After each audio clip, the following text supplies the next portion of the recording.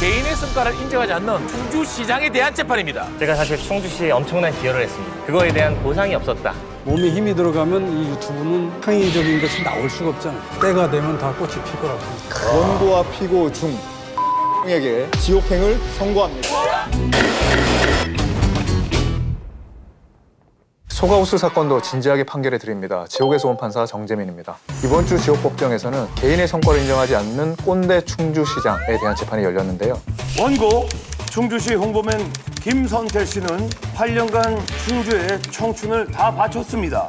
그런데 그에 걸맞은 보상 하나 제대로 해주지 않는 악독한 꼰대 피고 조기령 충주시장님의 지옥행을 강력히 주장합니다. 구독자 수가 어떻게 됩니까?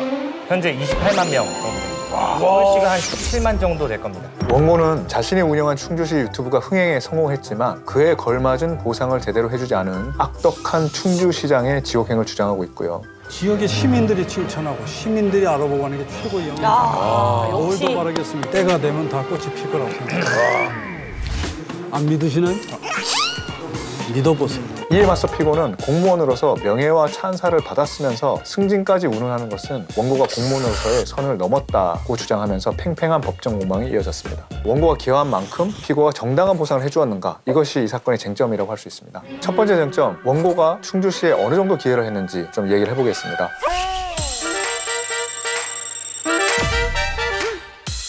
어저께도 누구 서장이랑 막 다 했어. 이 사람들이 이럴 때렸어요. CCTV 하는데 CCTV. 안녕하세요, 여러분. 홍보맨입니다. 선택킴 홍보 CEO. 원고가 충주시에 기여를 한 거는 사실이죠. 문제는 어느 정도 기여를 했는가. 어떤 일을 성과를 이야기할 때 처음에 누가 기획했느냐가 굉장히 크잖아요. 유튜브를 누가 먼저 했는지에 관해서 이제 공방이 뜨겁게 달아올랐었는데요. 원고는 자기가 먼저 했다, 피고도 자기가 먼저 했다, 이렇게 이야기하는 거고요. 원고가 제시한 증거는 18년에 작성한 출장 보고서가 있었는데 유튜브를 할 필요가 있고 유튜브를 하기 위해서는 이런 것이 필요하다. 뭐 예산도 필요하고 인력도 필요하고 뭐 이런 취지로. 근데 그런 같은 보고서를 놓고도 피고 쪽에서는 그거는 오히려 하지 말자는 거다. 지방행정주사 이은경이라고 합니다. 전문 인력과 촬영 세트 등 촬영 장비가 필요하다. 이거 하기 싫다는 얘기거든, 이런 거. 아니 공무원들을 보면 알아. 이거 뭐야, 하기 싫대 이런 거. 그러니까 촬영 인력이랑 돈을 달라. 못 줄 거잖냐. 그러니까 못한다 이런 얘기. 그리고 그 전에 피고가 원고에게 여러 번 유튜브에라고 말을 했고 유튜브 제가요? 그것이 실제로 충주시 유튜브 컨텐츠 중에도 있었습니다. 그거를 이제 제시하면서 자기가 먼저 했다고 이야기하는 거죠. 뭔가 좀 상충되는 것 같잖아요. 이제 판사 입장에서 어느 쪽을 믿어야 되느냐라고 이야기를 하는데 애매한 거잖아요. 좀 다른 증거까지 다 종합해서 보기 위해서 보류시켜 놓은 거고요. 근데 그때 딱 그 시장님께서 그것을 보고 판단해야 되겠습니다. 재판장님, 의심스러울 때는 피고인의 이익으로 하는 말입니까? 시장님 말씀이 어느 정도는 맞는 게 의심스러울 땐 피고인의 이익으로 한다라는 것이 동서양을 막론하고 형사재판에서의 어떤 원칙입니다. 근데 형사재판은 사람을 감옥에 가두거나 심지어 사형에 처하거나 굉장히 무서운 재판이기 때문에 함부로 무고한 사람을 처벌해서는 안 되잖아요. 그러니까 조금이라도 의심스럽고 애매하면 피고인에게 유리하게, 그러니까 웬만하면 무죄에 가깝게 하는 거죠. 과거에 막 마녀사냥 이렇게 해서 막 얼렁뚱땅 막 사람을 유죄로 몰아가는 것들이 있었기 때문에 그거에 대한 반성에서 프랑스 혁명 때부터 무죄 추정의 원칙이 생겼고 무죄 추정의 원칙 때문에 의심스러울 때는 피고인의 이익으로 한다, 그런 법원이 생긴 겁니다. 다시 첫 번째 쟁점에 대한 이야기로 돌아오면 저는 원고가 특별한 기여를 했다고 봅니다. 서울시보다 더 많은 구독자를 가진 그 유튜브를 흥행시켰고요. 충주시의 뭐 3대 명물 중에 뭐 사과 유튜브가 꼽히고 충주시의 이름을 전국에 알리는 것 자체가 지자체를 다 통틀어서도 굉장히 특별한 기여를 했다는 거고요.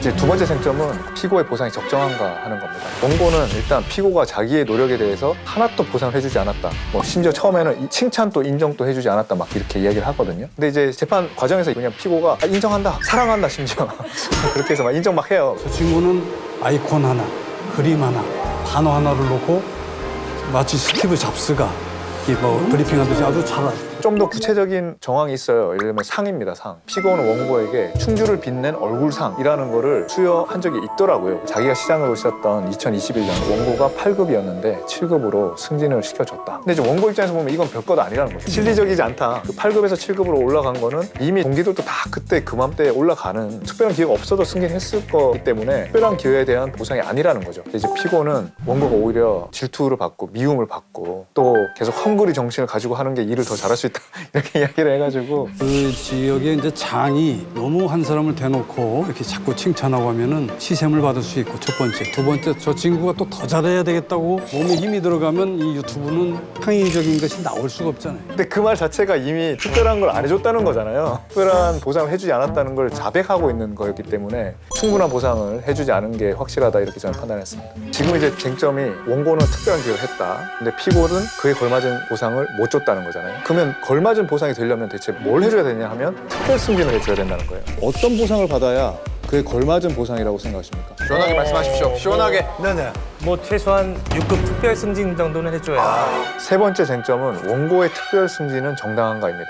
특별 승진이라는 게 특별히 쟤 잘하니까 쟤 좀 밀어줘 그런 승진이 아니에요. 여기 특별 승진이라는 제도가 따로 있습니다. 누군가를 특별 승진 시켜주면 또 그 자리만큼 다른 사람이 승진할 수 없습니다. 충주시에서는 이때까지 특별 승진으로 승진한 사람이 없어요. 법에 있지만 안 하고 있는 제도죠. 그걸 왜 안 하냐면 그 요건 자체가 굉장히 특별해 기여를 해야 되기 때문에 김선태 씨는 분명히 홍보 담당자로서는 특별하죠. 그렇지만 홍보하는 일만 있는 게 아니잖아요. 충주시청에 별의별 일이 다 있을 거 아니에요. 뭐 총무과도 있고 이사과도 있고 과가 되게 많을 거잖아요. 막 드러나진 않지만 묵묵히 일을 한 사람 그 사람들보다 더 뛰어난 기여를 했는지는 아직 확인이 안 된 거예요. 그 사람들의 기여를 다 평가했지만 김선태 씨의 기여라는 게 훨씬 크다. 역대의 모든 공무원들보다 김선태 씨가 최고다.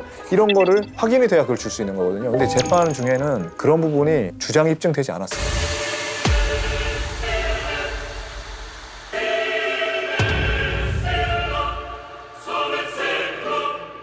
이 사건이 김선태 주무관이라는 아주 특별한 사람의 이슈에 대해서 지금 이야기를 하고 있지만 이걸 보는 젊은 직장인들은 다 자기의 이야기를 생각할 것 같아요. 특별한 기여를 했지만 기성세대가 그 기여인지도 모르고 그래서 보상을 제대로 안 해주고 그래서 떠나고 싶고 막 이런 일들을 다 지금 굉장히 관련이 있다고 생각하거든요. 신생아 때부터 막 디지털 콘텐츠 만지고 있잖아요. 그러니까 그런 사람들한테 디지털 콘텐츠의 의미, 저 같은 세대, 저 윗세대가 하는 그 평가는 다르겠죠. 디지털 콘텐츠뿐만 아니라 여러 가지 측면에서 평가는 여전히 윗세대가 하고 있기 때문에 정당하게 평가될 것인가.